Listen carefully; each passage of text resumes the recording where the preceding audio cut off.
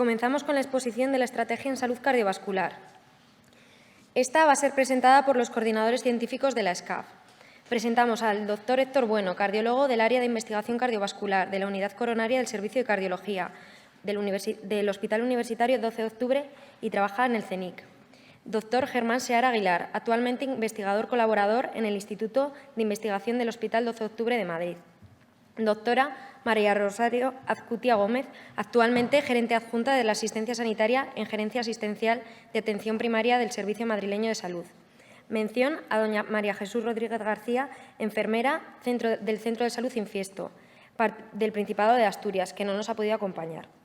Así como los responsables de los grupos de trabajo, el doctor Fernando Rodríguez Artalejo, de Medicina Preventiva, trabajando en la Universidad Autónoma de Madrid e investigador en Ciber de Epidemiología y Salud Pública.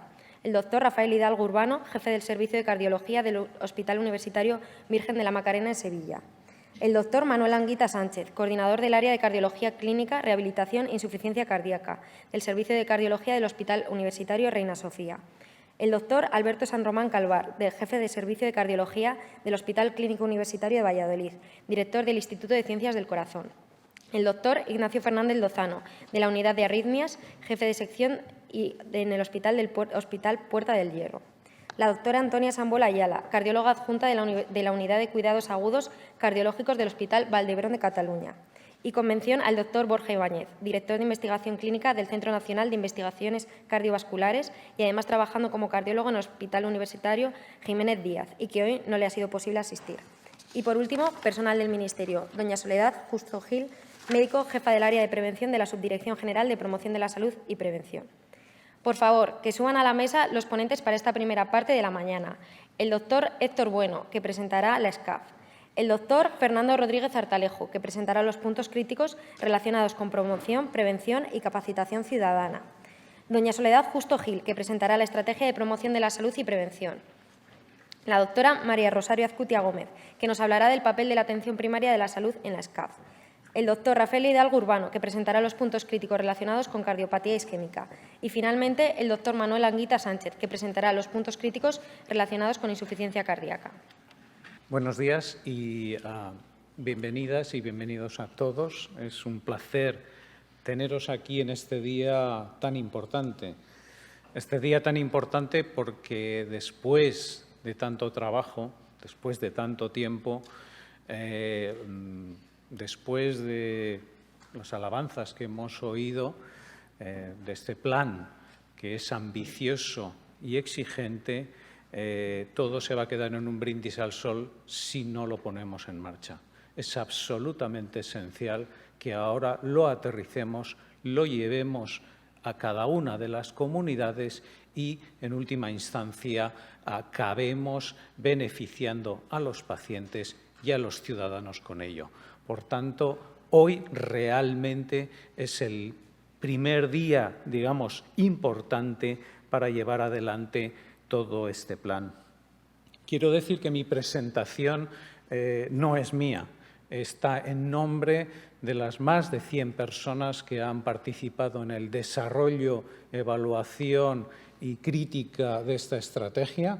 Aquí tienen algunos de los participantes y quiero resaltar en particular la participación específica de pacientes en esta estrategia. Es muy importante, es una estrategia principalmente para los pacientes, principalmente para las ciudadanas y los ciudadanos. No es una estrategia, como se ha dicho, para las enfermedades ni para los profesionales, una estrategia para promocionar la salud.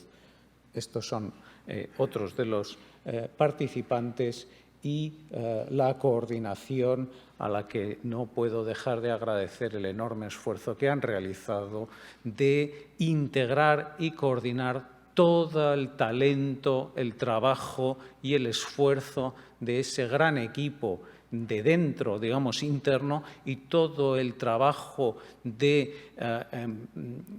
digamos, ayuda, revisión y crítica que hemos recibido de los equipos externos, de los comités científicos, de las sociedades científicas, de los comités técnicos, etc. Por tanto, como decía, el objetivo de la estrategia es mejorar el nivel de la salud cardiovascular de la población española. Ni menos ni más. Es muy ambicioso, probablemente es el plan más ambicioso que se ha hecho jamás en España y ya hemos oído incluso en Europa, para cambiar la perspectiva de la salud cardiovascular a nivel de la población. Para ello tiene dos líneas esenciales, que es promover la salud cardiovascular en la ciudadanía. Ya hemos dicho, no es solo para el sistema, no es solo para los profesionales, es para las ciudadanas y los ciudadanos, y reducir la incidencia y prevalencia de las enfermedades cardiovasculares. Cuando llegan a, yo soy cardiólogo, por ejemplo, a los cardiólogos o a otros profesionales vasculares, es demasiado tarde. Tenemos que adelantar la prevención, el diagnóstico precoz, pero, por supuesto, no va a dejar de ocurrir que sigamos teniendo pacientes. Tenemos que optimizar la atención aguda en un sistema que tenemos tan hospitalocéntrico, con una atención aguda muy centrada en los hospitales. Tenemos que pensar en la recuperación, la rehabilitación, la atención de los pacientes crónicos, etcétera. Toda esa perspectiva está planteada en la estrategia. De hecho, esta es la perspectiva que planteamos, una perspectiva que empieza desde el principio, desde el ciudadano o la ciudadana sana, antes que desarrolle la enfermedad, incluso antes que desarrolle los factores de riesgo. Por tanto, tenemos que empezar en la infancia, tenemos que empezar la educación. No se puede cambiar la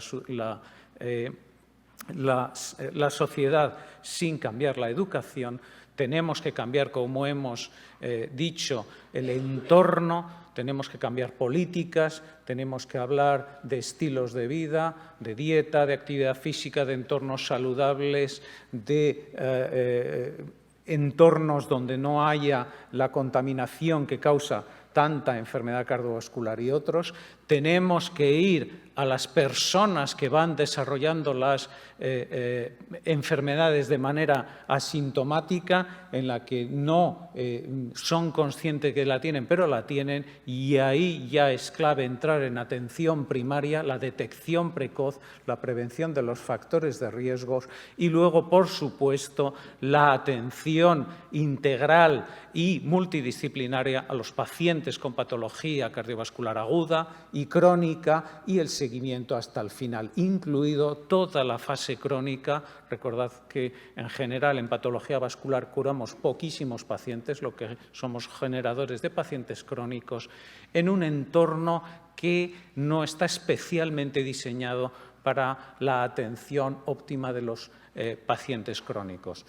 Todo ello en un entorno sanitario y no sanitario que debe ser contemplado. Y esto implica la entrada desde la ciudadanía, los entornos, la educación, la atención primaria, la atención especializada y la vuelta, digamos, de la salida de los hospitales, que son la punta de pirámide de la atención superespecializada, de nuevo a la atención especializada y a la atención primaria, con todo lo que es la atención integral que implica psicología, rehabilitación, etcétera, que es imprescindible para completar el concepto de salud, que es lo que queremos. Y salud es un término más amplio que tener, digamos, controlada una coronaria o varias, una válvula o el miocardio. Todo ello, como hemos dicho, y están abajo, con los factores, considerando los factores individuales, los factores del entorno y el contexto sociopolítico, que son determinantes de salud. Por ello, el otro marco en el que la estrategia está planteada es los determinantes de salud, y otro aspecto crítico es los determinantes de inequidad. Un aspecto que hemos querido enfatizar es: todo el mundo tiene derecho a tener una vida saludable y tiene el mismo derecho. No puede ser que haya diferencias regionales por su posición social, económica, por el género, etcétera, a tener menos posibilidad o menos capacidad de tener una vida saludable a lo largo de toda su vida. Y esto implica ir mucho más allá de lo que es la enfermedad cardiovascular, ir mucho más allá del sistema sanitario, y nos tenemos que poner todos de acuerdo para, cada uno desde nuestra posición, a nadie se le va a pedir obviamente que salga de su ámbito, pero si no colaboramos y si no trabajamos todas y todos juntos en todos estos ambientes, difícilmente podremos llegar al objetivo que hemos tenido. Sí que es cierto que hemos tenido una visión, que está aquí, hemos querido tener una visión amplia, integradora de la salud cardiovascular, como mencionaba, orientada a la promoción de la salud y a la prevención de la enfermedad cardiovascular. Como digo, ya es demasiado tarde cuando tenemos los enfermos, pero los vamos a seguir teniendo. Por tanto, tendremos que detectarla precozmente y tendremos que ir a todos los niveles de atención aguda, de atención crónica, con los niveles de atención basada en evidencia de calidad y sus controles para conseguir esa atención integral, multidisciplinaria y coordinada, centrada en la persona. Porque si no hacemos esta atención integral, multidisciplinaria y coordinada, es difícil que lleguemos a la atención ideal a los pacientes. Y hasta ahora no tenemos un sistema que se haya centrado desde esa perspectiva, salvo en, digamos, acciones puntuales. Creo que tenemos que cambiar la filosofía del sistema, la nuestra propia, para poder tener, digamos, esa aproximación que es realmente la que se exige cuando hablamos de salud. Y, últimamente, como decía, tenemos que hablar de equidad. Todas las ciudadanas, todos los ciudadanos tenemos derecho a tener la oportunidad de tener salud, la oportunidad de tener una atención del mismo nivel, de la misma calidad, y esto tenemos que hacer. El género es particularmente en cardiovascular, sabéis que es uno de los paradigmas donde más inequidad ha habido desde el punto de vista de género, por eso le hemos prestado una atención especial. Por tanto, el giro que damos en esta estrategia es de enfermedad a salud, del sistema a la sociedad, desde los pacientes a los ciudadanos y de los profesionales sanitarios a todos los actores. Queremos, digamos, con esta estrategia realmente hacer una pequeña revolución desde el punto de vista de la perspectiva de la ambición. Para ello, y sé que la mayoría de vosotros habéis participado en ello, ya quizás algunos de los representantes de comunidades hayan rotado y no sean, solo un pequeño recordatorio, que hemos puesto 3 líneas, digamos, esenciales que abarcan toda la estrategia, que es la continuidad de cuidados, la seguridad del paciente y el conocimiento del estado de salud, es decir, los datos, los sistemas de información. Creemos que es una de las palancas esenciales saber dónde estamos para saber a dónde tenemos que ir. Creemos que son, digamos, palancas esenciales para hablar. Hemos definido estas líneas transversales: la promoción de la salud, la prevención de la enfermedad y la detección precoz, el empoderamiento y la participación ciudadana, la gestión del conocimiento, la investigación, el desarrollo y la innovación, la equidad, el abordaje integral a las personas con enfermedad cardiovascular aguda y crónica, lo que crea, digamos, estas 7 líneas principales, que es la aplicación de ellas a la patología cardiovascular y a la salud cardiovascular. Y, bueno, hemos tenido que restringir por ser posibilistas. Nos hubiera gustado abarcar absolutamente todos los ámbitos de la salud y de la patología cardiovascular. Era imposible, ya bastante ambiciosa es la estrategia, centrarnos en las que tienen más peso en la sociedad, bien sea peso desde el punto de vista epidemiológico, desde el punto de vista de coste, desde el punto de vista de peso en la sociedad o económico.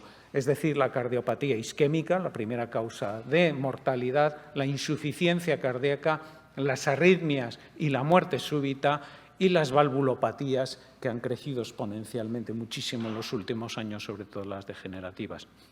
Esto generó esta matriz de interacción donde las líneas transversales se cruzaban con las 4 áreas, en este caso de patología, cardiopatía isquémica aguda, síndromes coronarios agudos y crónica, arritmias, se eligió la fibrilación auricular por su prevalencia y la muerte súbita, insuficiencia cardíaca aguda, el shock cardiogénico en particular, y la insuficiencia cardíaca crónica, y valvulopatías en general, y la estenosis aórtica por su enorme crecimiento y el impacto que tienen las terapias últimas en ellas.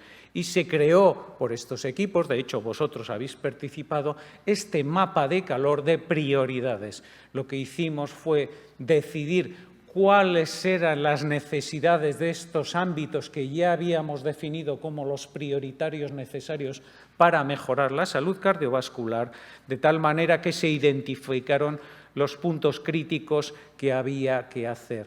El equipo, enorme equipo multidisciplinario, seleccionó prácticamente 100, de hecho 99 puntos críticos que evidentemente no eran manejables precisamente por el desarrollo que ahora les mostraré.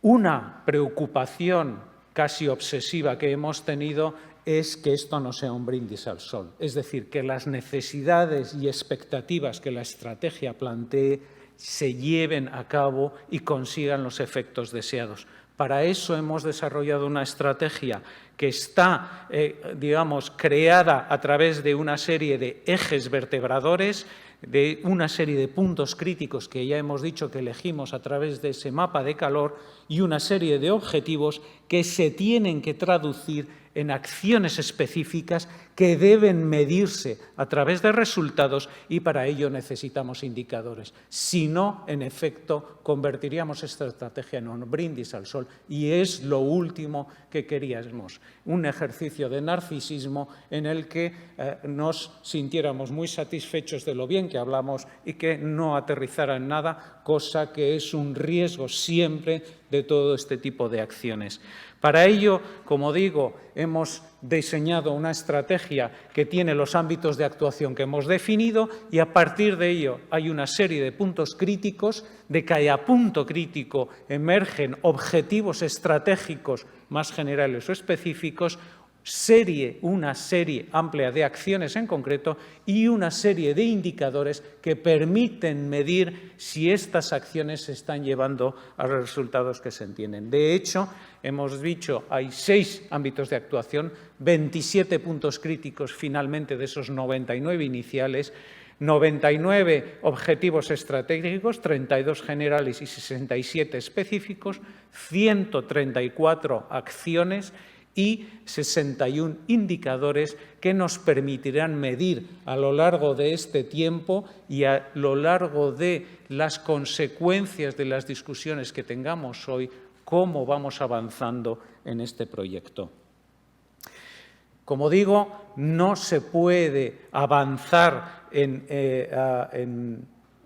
la implementación de estrategia sin un mapa estratégico. Y los mapas estratégicos se diseñan, y aquí tengo que dar crédito a Germán Seara, que es, el cerebro que hay detrás de toda la visión de gestión estratégica de la SCAP, precisamente para que se convierta en algo que sea aplicable y que sea aplicable en donde debe ser aplicado, que es decir, en cada comunidad autónoma, cada una de las 2 ciudades autónomas, ¿no? Por tanto, lo que hemos definido es esos objetivos específicos de la estrategia, ¿no? Y a partir de ahí hemos definido qué necesidades y expectativas en salud o del sistema necesitamos en términos de eficiencia o de sostenibilidad, qué procesos internos necesitamos de excelencia y qué recursos, conocimiento, desarrollo e innovación hacen falta para llevarlos a cabo. Para ello se han desarrollado estos mapas estratégicos con estos 4 niveles que hemos mencionado y en esos niveles se han desarrollado los indicadores o se han nominado los indicadores que permiten analizar. Los indicadores, para los que estén familiarizados con los análisis de calidad, indicadores estructurales, indicadores de proceso, indicadores de resultado, de tal manera que nos permiten evaluar el avance no solo hasta el final de los resultados, porque suelen ser los que tardan más, si queremos reducir la mortalidad, vamos a tener que esperar años, pero quizás sí tenemos los indicadores de que las herramientas, los instrumentos que necesitamos o que los procesos que están en marcha podremos predecir que quizás vayas. Pero hemos desarrollado una serie de indicadores que nos permitirán medirlo para ello.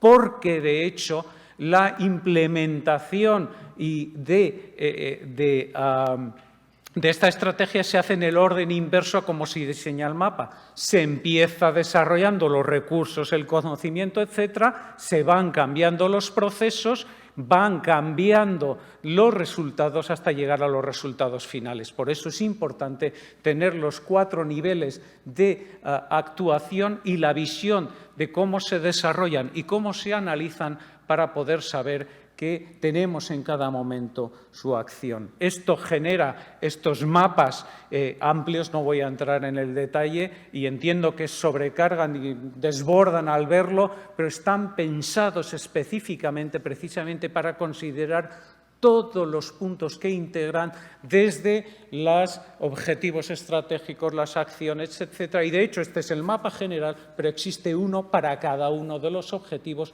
que serán la herramienta que las comunidades les permitirá saber si van avanzando en los aspectos específicos o no.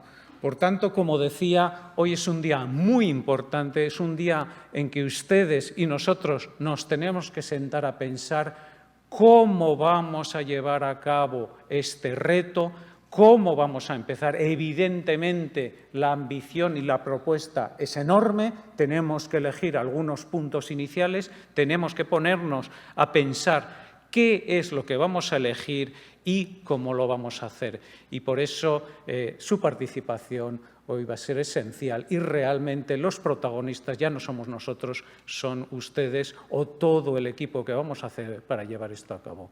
Muchas gracias por su atención.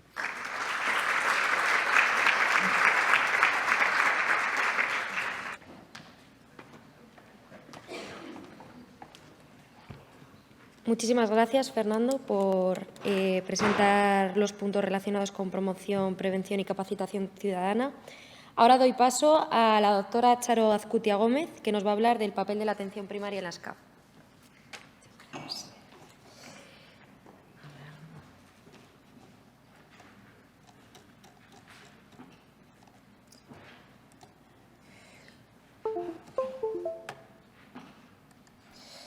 Bueno, pues buenos días, muchísimas gracias. Yo también agradecer en primer lugar que se me diese en su momento la oportunidad de participar en esta estrategia tan importante.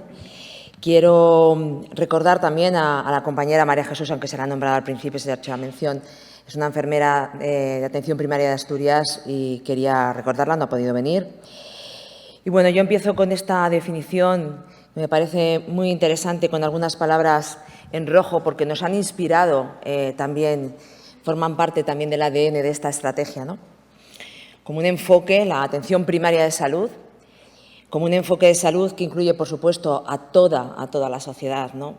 Para, pues ya sabemos, para intentar conseguir el mayor nivel de bienestar, de calidad, de salud, de una manera equitativa, esta palabra que se va a repetir tantas veces a lo largo de la mañana, porque para nosotros será, desde luego, inspirador, centrado en las necesidades de la persona, empezando tan pronto, y aquí entienden que la palabra es importante para la atención primaria, como sea posible en todo el continuo de la atención, y no de la atención ya sanitaria, sino de lo que estábamos y enlazando con el compañero anterior, la promoción de la salud, la prevención de la enfermedad y, por supuesto, ya el diagnóstico, tratamiento, rehabilitación y, por supuesto, también los cuidados paliativos.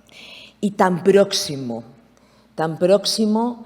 que es característica de la atención primaria, independientemente del entorno y de la residencia, del lugar de residencia de la persona. Y quería también destacar estos 3 componentes a los que hace referencia la OMS, ¿no?, de la atención primaria de salud, con un concepto ampliado a lo que consideramos habitualmente en los centros como centros de salud, ¿no?, que sería el diálogo con las personas, las familias, las comunidades, para avanzar en ese empoderamiento, la autosuficiencia en salud, ¿no? Considerando esas acciones y, desde luego, todos esos ámbitos que nombraban mis compañeros, múltiples ámbitos no sanitarios, no de la salud, por supuesto, multisectoriales, y que influyen directamente y muchas veces con más peso que lo sanitario en los determinantes de la salud.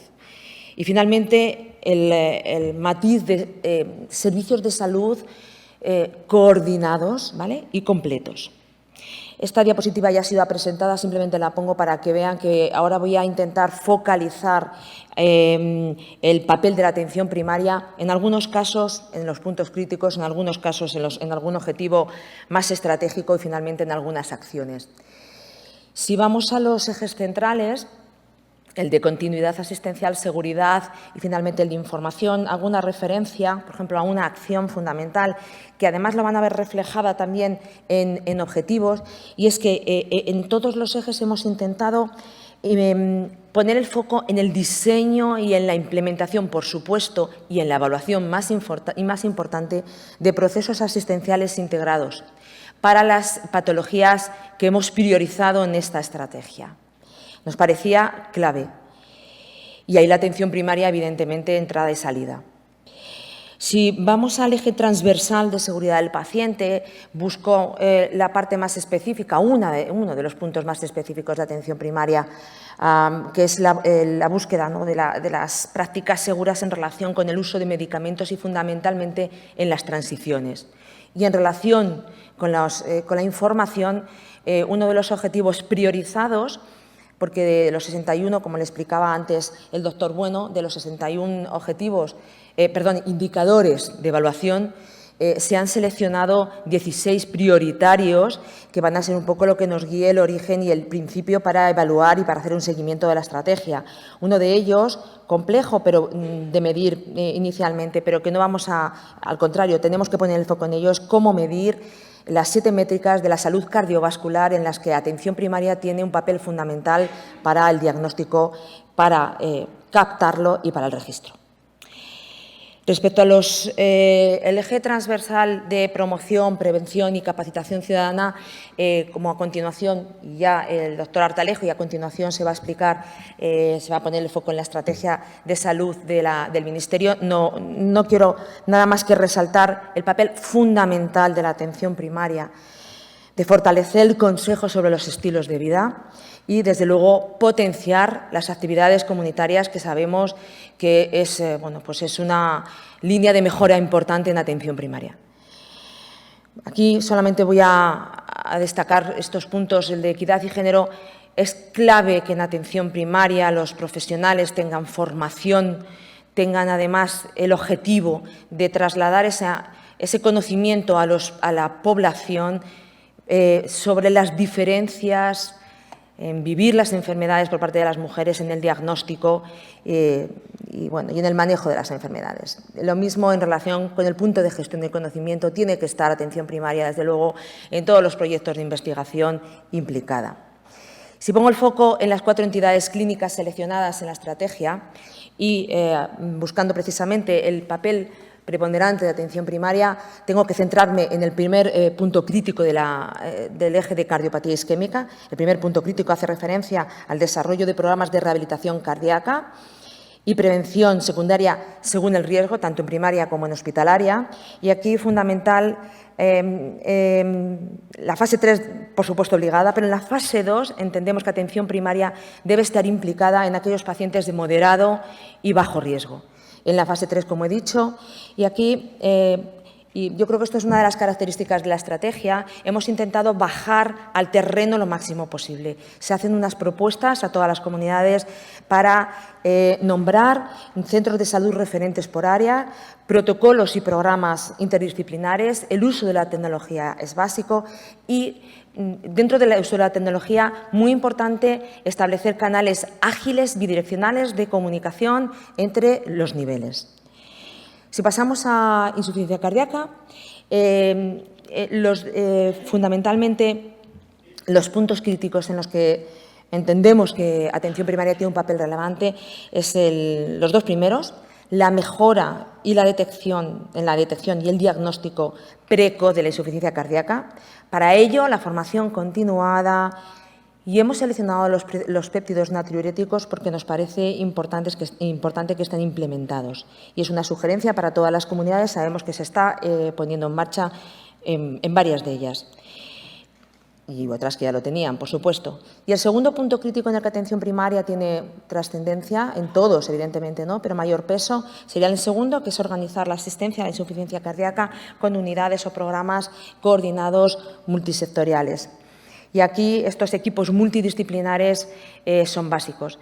Esta es como decía al principio de mi exposición, es clave la organización de, llámenlo como quieran, unidades de colaboración, da lo mismo, pero la organización en equipos multidisciplinares con unos protocolos consensuados, sencillos, adaptados a lo local, es clave para que tengamos éxito.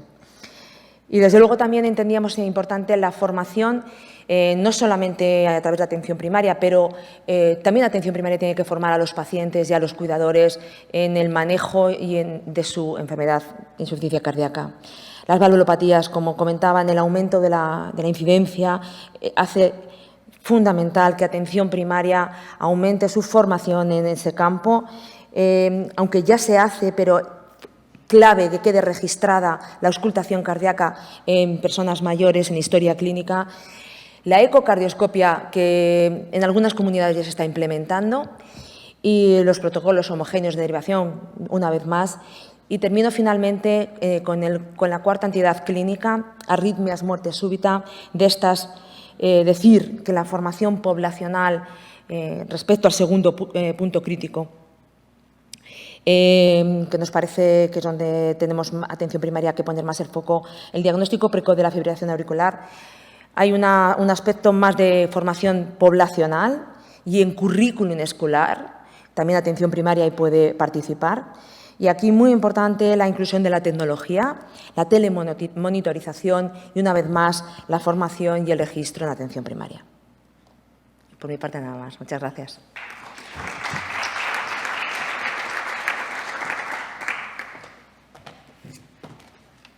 Muchas gracias y damos paso a doña Soledad Justo Gil, que presentará la Estrategia de Promoción de la Salud y Prevención.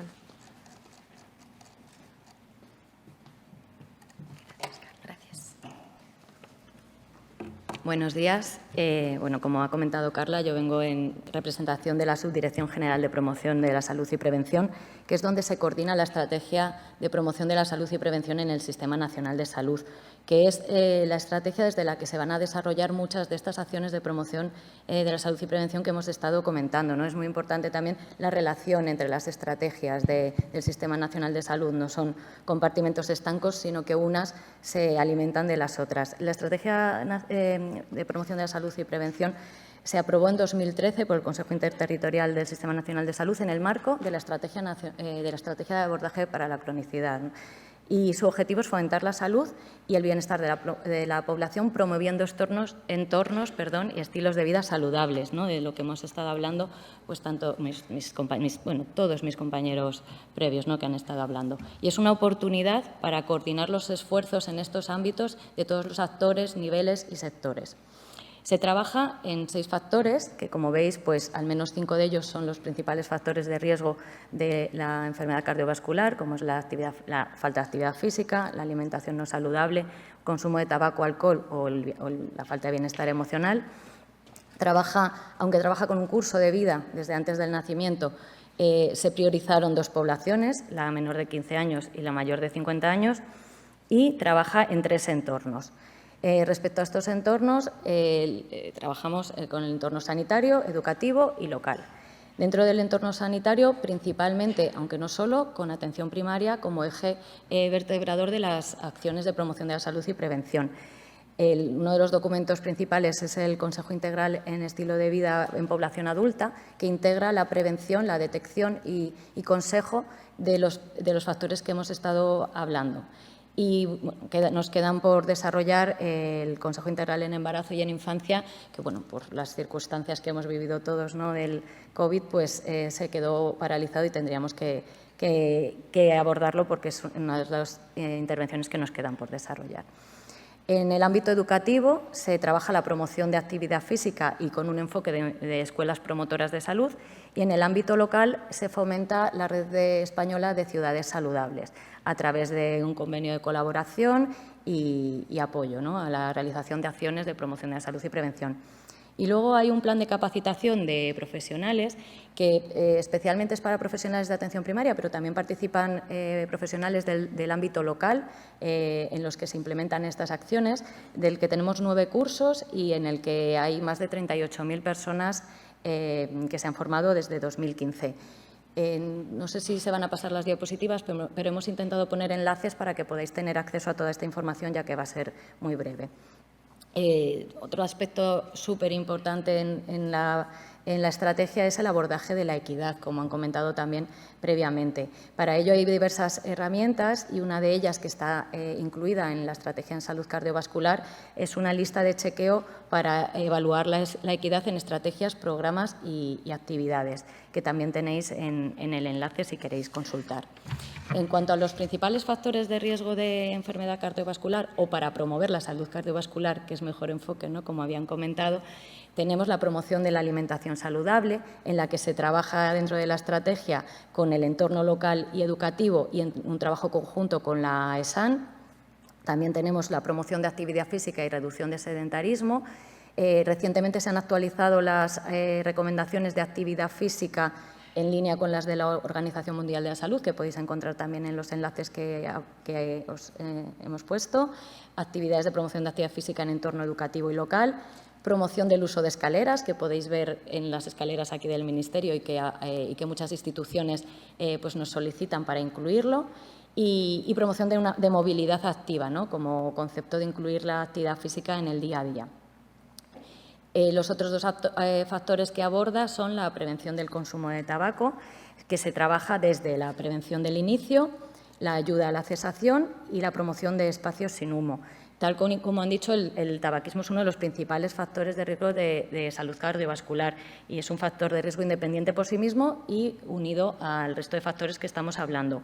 Multiplica por 2 o 3 veces el riesgo de infarto, de ictus o de enfermedad arterial periférica, y la enfermedad cardiovascular en sí misma es causa de hasta casi el 30% de la mortalidad atribuida al tabaco, ¿no? Por tanto, es muy importante abordar este aspecto. Y ya no solo el tabaco, sino el humo en sí mismo también produce un aumento de mortalidad de hasta un 25% por enfermedad isquémica. En cuanto a la prevención del consumo de alcohol, yo creo que es uno de los grandes olvidados cuando hablamos de salud cardiovascular, porque durante mucho tiempo al alcohol se le han atribuido propiedades cardiosaludables y si bien en algunos estudios muy concretos puede haber algún efecto beneficioso, está claro, y así ya lo apoya este informe también muy interesante de la World Health Association, que el alcohol es un factor de riesgo cardiovascular también, produciendo y siendo causa también de enfermedad cardiovascular, especialmente pues el consumo intensivo es un factor de riesgo para infarto, o el consumo de cantidades de en torno a 30 gramos día es factor de riesgo de hipertensión, de fibrilación auricular, de miocardiopatía alcohólica o de insuficiencia cardíaca. Por lo tanto, tenemos que migrar la mente, ¿no?, hacia eliminar esos mitos, ¿no?, del alcohol como factor beneficioso en la salud cardiovascular y incluirlo, ¿no?, en las acciones de prevención y promoción, ya que además, incluso aunque tuviera unos pequeños efectos beneficiosos en enfermedades muy concretas, el riesgo global del consumo de alcohol en cuanto a lo que se refiere principalmente a enfermedad gastrointestinal, cáncer o lesiones no compensa. Y, por último, para terminar, os queríamos enseñar también, pero básicamente es para que consultéis los enlaces, los materiales que tenemos para ciudadanía, profesionales y decisores políticos. Tenemos una web expresamente para ciudadanía, que es Estilos de Vida Saludable. Las campañas que se han elaborado desde el Ministerio de Sanidad, últimamente habréis visto a lo mejor en la televisión, radio y medios de tabaco, de alcohol, de estilos de vida en general. Y luego tenemos diversos materiales en forma de infografías y, por último, un mapa de activos en salud que se llama Localiza Salud, en el que los municipios adheridos a la Estrategia de Promoción de la Salud y Prevención incluyen aquellos recursos que pueden ayudar a la ciudadanía a mejorar su salud. Y finalmente os hemos incluido nuestros datos de contacto, la web, para que podáis ampliar esta información y contactar si tenéis alguna duda o tenéis alguna consulta. Así que muchísimas gracias.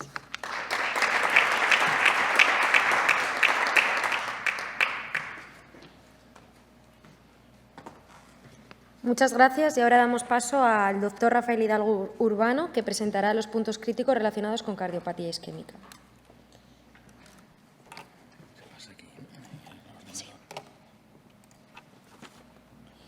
Sí, buenos días. Comienzo agradeciendo al Ministerio de Sanidad y a Héctor Bueno la confianza que han depositado en mí para coordinar el grupo de trabajo de cardiopatía isquémica. Agradecimiento también a todos los miembros del grupo de trabajo, puesto que ha sido una labor muy intensa en la que han participado cardiólogos, médicos de atención primaria, médicos de urgencias, emergencias, internistas y enfermería. Muchas gracias a todos. Bueno, a pesar de los avances, la cardiopatía isquémica y, en concreto, el infarto agudo de miocardio sigue siendo la primera causa de muerte en nuestro país y también en Europa. Esto hace que, a pesar de que la estrategia de salud cardiovascular tiene una visión amplia e integradora, que va desde la prevención hasta el restablecimiento, la cardiopatía isquémica, como es lógico, sigue ocupando un papel importante. Dentro de los posibles focos de atención en cardiopatía isquémica, el grupo, al final, seleccionó 2 puntos críticos. El primero, el desarrollo de programas de rehabilitación cardíaca y prevención secundaria hospitalarios y en atención primaria, de acuerdo con el riesgo de los pacientes. Y, en segundo lugar, el orden no es importante, son los 2 puntos críticos, es la optimización del funcionamiento eficiente de la red de atención a la cardiopatía isquémica aguda. ¿Por qué seleccionamos, qué justificación tiene que la rehabilitación cardíaca fuera uno de los puntos críticos? Por 3 razones fundamentalmente. La primera es porque la rehabilitación cardíaca es un programa multidisciplinar, completo, en el que se aborda la educación del paciente, el control de los factores de riesgo, los programas de ejercicio, la reincorporación al trabajo, etcétera, pero que tiene un impacto en la salud. Un impacto en la salud claro, con una disminución de la morbimortalidad importante. Así están las guías de práctica clínica con una indicación de clase 1A.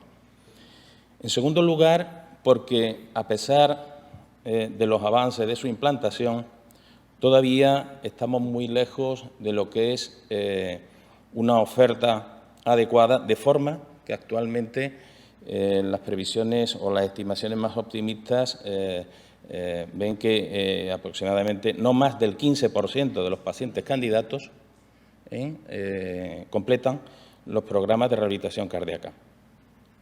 Y, en tercer lugar, porque existe una asimetría importante en el acceso a estos programas y, en concreto, la mujer accede en un 30% menos y, además, completan en un 30% menos los programas de rehabilitación cardíaca. Por tanto, asimetrías en cuanto a su implantación en las comunidades y asimetrías en el acceso según género. Por tanto, como objetivo general,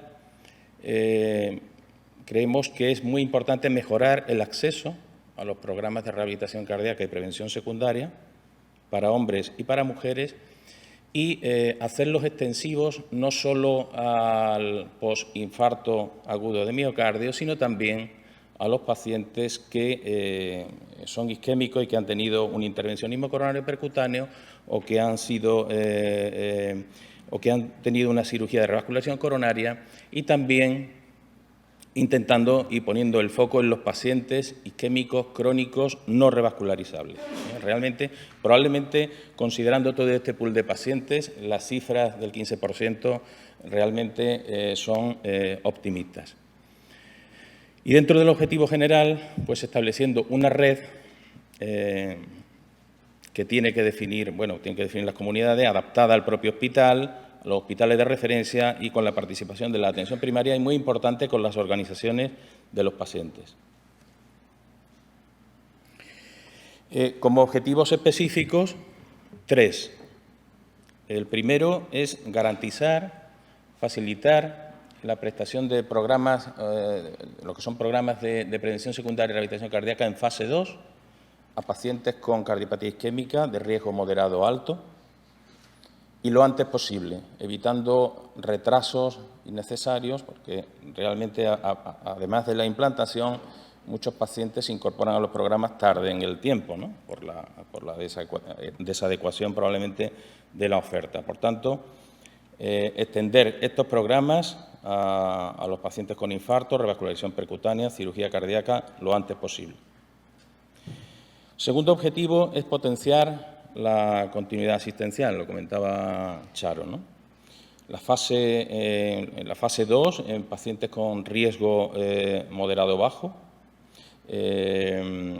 organizados y coordinados con los hospitales y prestando mucha atención también a la fase 3, al mantenimiento. De poco serviría hacer unos programas de rehabilitación cardíaca fantásticos y que luego la gran asignatura pendiente de los sistemas de salud es qué pasa al acabar el programa, después de los 6 meses o un año, ¿no?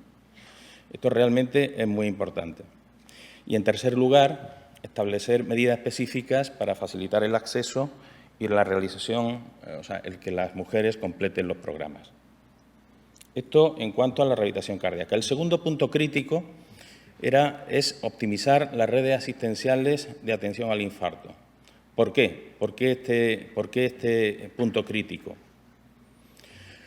Porque a pesar de las mejoras en el diagnóstico, en el tratamiento, en la instauración de los códigos infarto, que afortunadamente tenemos ya en todas las comunidades autónomas un código infarto, el infarto sigue siendo la causa más importante de muerte. Y, a pesar de que estos programas se han extendido a todas las comunidades autónomas, todavía sigue existiendo asimetrías. Por otro lado, una vez conseguidos los objetivos o incrementados los objetivos de reperfusión, sin olvidar que aproximadamente un 20% de los pacientes no están reperfundidos, tendremos que trabajar mucho en los tiempos de atención, en los tiempos de reperfusión, porque los distintos registros, cuando uno mide el tiempo hasta la fibrinolisis o el tiempo hasta la angioplastia primaria, en muchos casos los pacientes se van fuera de tiempo. Por lo tanto, esto es una actuación prioritaria porque realmente el tiempo, el pronóstico depende del tiempo también. Y, en tercer lugar, muy importante porque se quiere, en esta estrategia se hace un énfasis específico en el asunto de la coordinación de la atención a los pacientes con síndrome coronario agudo sin elevación de ST, es decir, hacer extensivos los beneficios que ya han demostrado la instauración de los códigos infartos al síndrome coronario agudo sin elevación de ST, de forma que el hecho de que un paciente acceda a la coronariografía y la revascularización no dependa de en dónde esté ingresado el paciente, en un hospital con o sin hemodinámica, sino que realmente el acceso dependa de su riesgo. Por tanto, el objetivo general con estas justificaciones es mejorar la accesibilidad y el funcionamiento de las redes asistenciales de atención al infarto agudo de miocardio. Dos objetivos específicos, con el horizonte de mejorar la morbimortalidad y el pronóstico de infarto. Primero es optimizar el funcionamiento de las redes de tal forma que logremos una atención lo más precoz posible al mayor número de pacientes con infarto, con elevación del segmento ST y garantizando una estrategia invasiva también a los pacientes con síndrome coronario agudo sin elevación de ST que están ingresados en centros sin hemodinámica. Tenemos distintas publicaciones en nuestra propia revista española de cardiología en las cuales se mide con precisión cuál es el acceso a la hemodinámica en función de tener o no en el centro laboratorio de hemodinámica y cómo esto impacta en la salud. Y, en segundo lugar, el segundo objetivo es incrementar el acceso a estas redes a las personas vulnerables. Entendiendo por vulnerables, pues los pacientes de edad avanzada, frágiles, que tienen comorbilidades, aumentando también, poniendo el foco también en el acceso a la reperfusión de la mujer y en la precocidad de lo que es el pedir ayuda, ¿no? El contactar con los sistemas de emergencia antes de lo que está ocurriendo ahora. Y muchas gracias.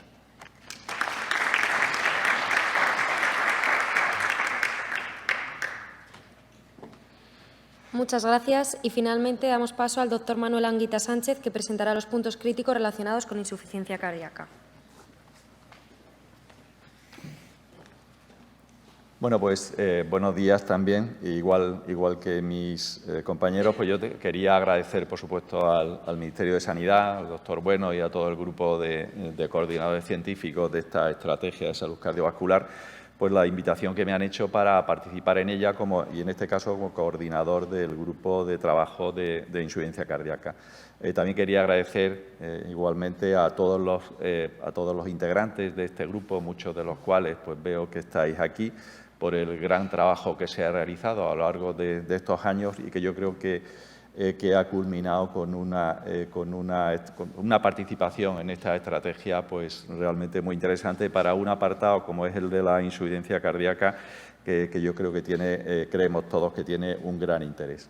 Antes de pasar a exponer cuáles son los puntos críticos, los objetivos y las acciones que el grupo seleccionó y que luego pues se han presentado, pues sí quería hacer unos breves comentarios, un poco como justificación al por qué se ha incluido la insuficiencia cardíaca en esta estrategia de salud cardiovascular.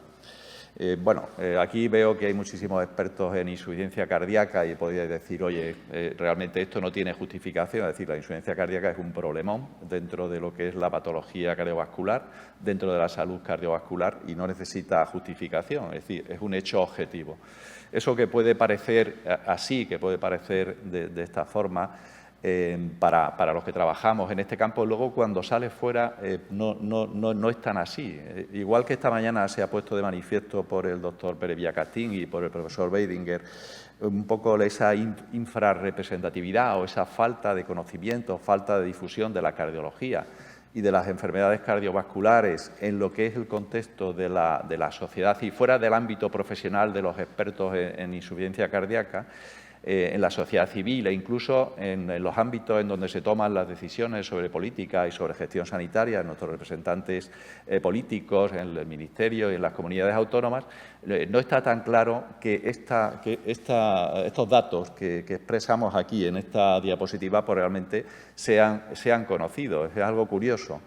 Nosotros, de hecho, desde la Sociedad Española de Cardiología y desde la Fundación Española del Corazón, se han elaborado diversas estrategias para concienciar y para dar a conocer a la sociedad, a los medios de comunicación y también a los representantes políticos, que son al final quienes tienen que tomar las decisiones, estos datos, es decir, la magnitud de la epidemia de la insuficiencia cardíaca, estas cifras que pueden parecer un poco escandalosas, mortalidad hospitalaria del 10% y que no ha cambiado en los últimos 20 años, como se ha puesto de manifiesto en los datos del estudio Recalcar, que la Sociedad Española de Cardiología hace gracias a un convenio con el Ministerio de Sanidad, analizando los datos del CMBD hospitalario, de todos los ingresos y altas por insuficiencia cardíaca en los hospitales públicos del Sistema Nacional de Salud en España, mortalidad a medio y largo plazo tan alta como de un 30 a un 50% a los 5 años, una tasa de reingresos también muy elevada, 15% a los 30 días, aproximadamente según los registros, 30% al año, lo que repercute en un coste económico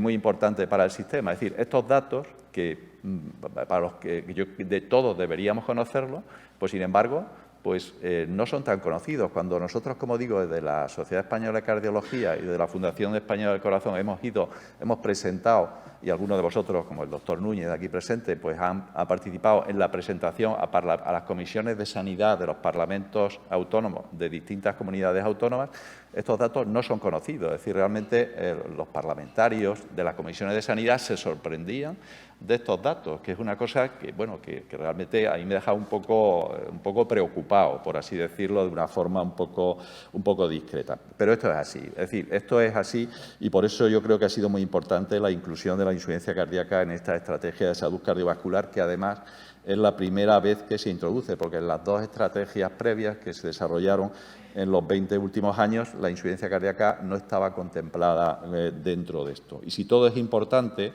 y a todo hay que darle importancia, a todos los puntos críticos que se van a comentar hoy y que están incluidos en la estrategia, pensamos que la insuficiencia cardíaca, por su falta de visualización a nivel de la sociedad, con estas cifras bastante preocupantes, pues es muy importante que esto se divulgue. Y, de hecho, uno de los puntos críticos que el grupo de trabajo tuvo en consideración fue precisamente el de mejorar, aunque no se ha incluido en estos 3 que se seleccionaron y se priorizaron al final, es de intentar mejorar la difusión y el conocimiento de la importancia y de la magnitud de la insuficiencia cardíaca a nivel, digamos, más amplio, ¿no?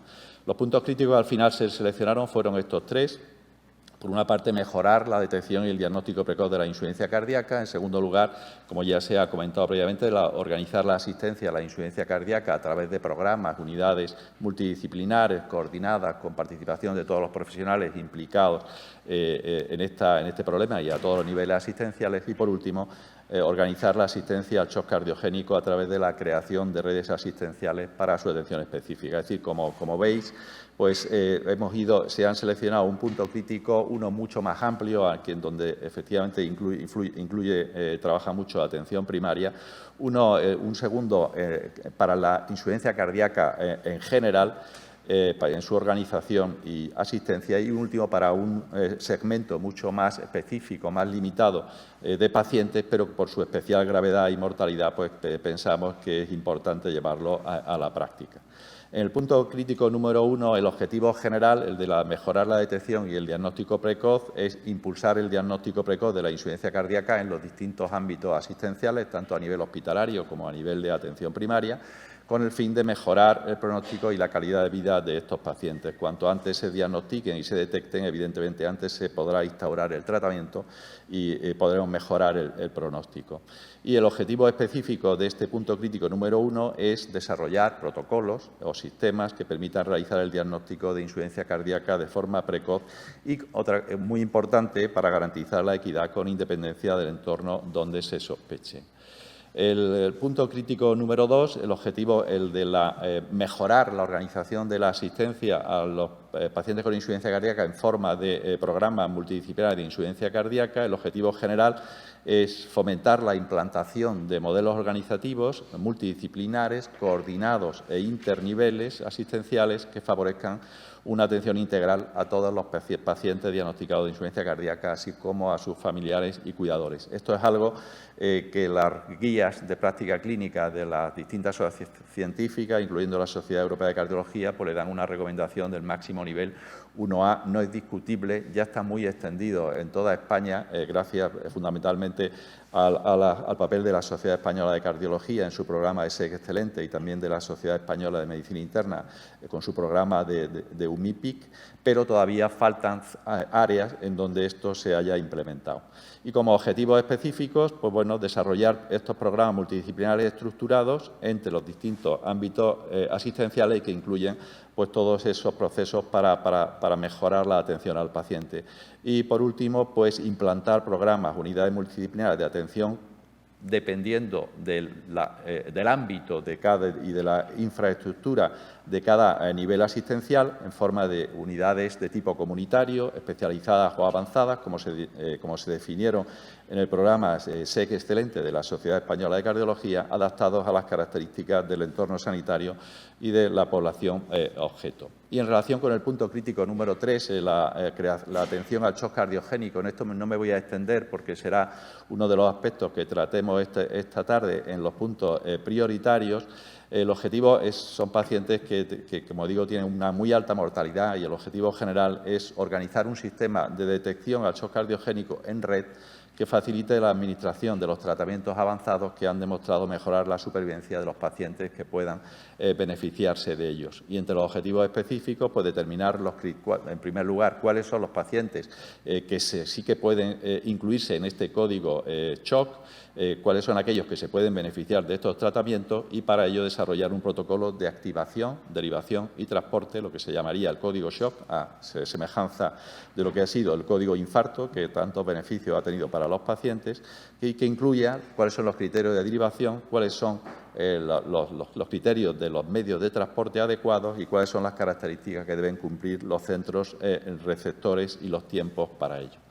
Y ya para terminar, las acciones para el punto crítico número 1 pues son establecer un programa de formación continua y evaluable sobre la insuficiencia cardíaca para mejorar la capacitación de los profesionales implicados, facilitar en todos los niveles asistenciales la determinación de péptidos natriuréticos en pacientes con sospecha de insuficiencia cardíaca, siguiendo protocolos y criterios preestablecidos y consensuados.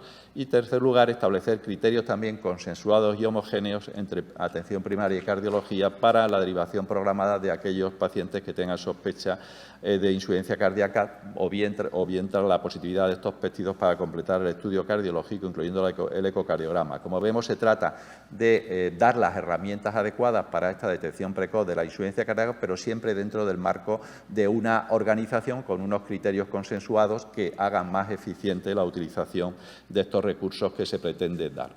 Y para el punto crítico número 2, pues las acciones pues son fomentar la creación en todas las áreas asistenciales en donde todavía no los haya, pues de estos equipos multidisciplinares especializados en insuficiencia cardíaca, establecer criterios comunes y homogéneos en todo el Sistema Nacional de Salud nacional del manejo de la insuficiencia cardíaca para estas unidades, de tal forma que en todos los sitios, digamos, pues se haga de la misma manera y, sobre todo, que se facilite la transición de cuidados, la transición adecuada entre el hospital y atención primaria. Por supuesto, mejorar las actividades formativas y, por último, dado que la insuficiencia cardíaca es una patología de la edad, pues incluir también en la evaluación del paciente una valoración funcional que incluya escalas pronósticas de fragilidad y de capacidad funcional. Y, como digo, las acciones para el punto crítico número 3 de asistencia al shock, que son, por una parte, proporcionar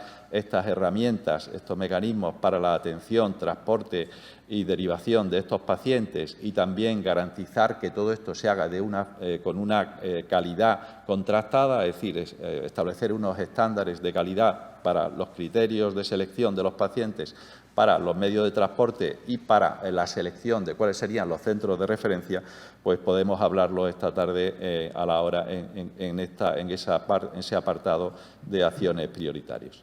Muchísimas gracias.